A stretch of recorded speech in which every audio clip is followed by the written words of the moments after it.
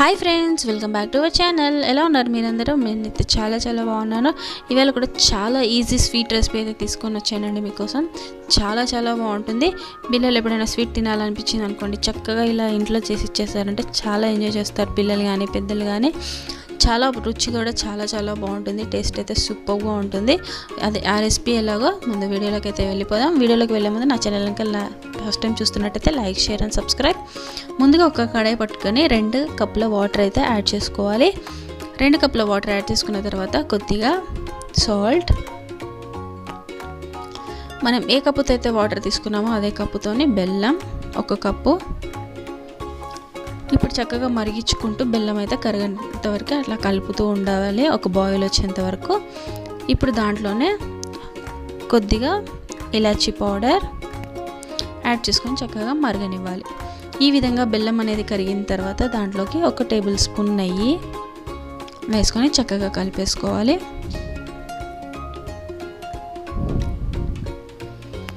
ఇలా బెల్లం కరిగి మరుగుతున్నప్పుడు ఒక పొంగు వచ్చి, పాకం రావాల్సిన అవసరం లేదు, జస్ట్ మరిగితే చాలు.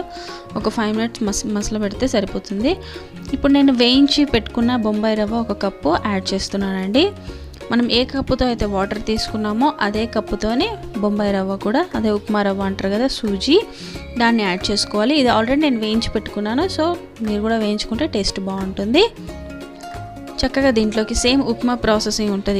ఇక్కడ నుంచి అయితే ఉప్మా ఎలా చేస్తామో అలాగే ఉంటుంది.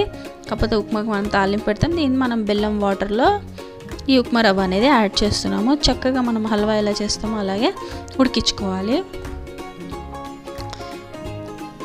ఈ విధంగా చక్కగా ఉడికిన తర్వాత మన కడాయి నుంచి చక్కగా సపరేట్ అయిపోతుంది కదా రవ్వ అనేది.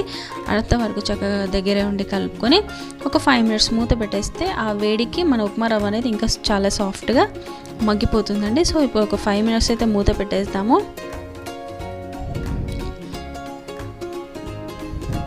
5 మినిట్స్ మూత పెట్టిన తర్వాత ఇంకా స్టవ్ ఆఫ్ చేసుకొని చూస్తే మన ఉప్మా రవ్వ అనేది ఈ విధంగా హల్వా లాగా రెడీ అయిపోయింది. చూసారు కదా, పర్ఫెక్ట్గా కుక్ అయిపోయింది. ఇప్పుడు మనం దీన్ని ఒక ప్లేట్లోకి తీసుకొని పూర్తిగా చల్లారేంత వరకు ఒక ప్లేట్లో పెట్టుకుందాము. సో నేను ప్లేట్లోకి తీసేసాను. ఇంక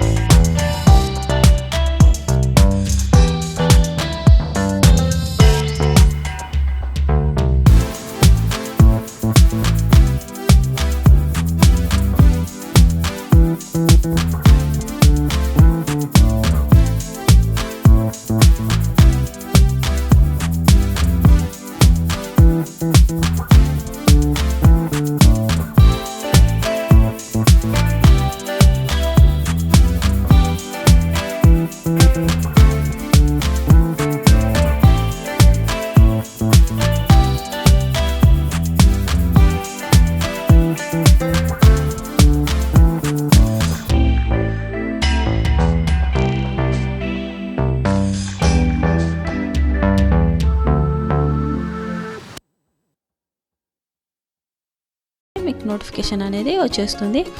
చాలా అంటే లోపల సాఫ్ట్గా ఉంటుంది, పైన కూడా క్రంచీ చాలా బాగుంటుంది. ఇది సపోజ్ మీకు ఉప్మా రవ్వ కాకుండా కొంచెం గోధుమ పిండి యాడ్ చేసుకున్నా కూడా చేసుకోవచ్చండి, చాలా బాగుంటుంది. సో ఇంకో మంచి వీడియోతో మళ్ళీ మీ ముందుకు వచ్చేస్తాను. అంతవరకు బాయ్ బాయ్.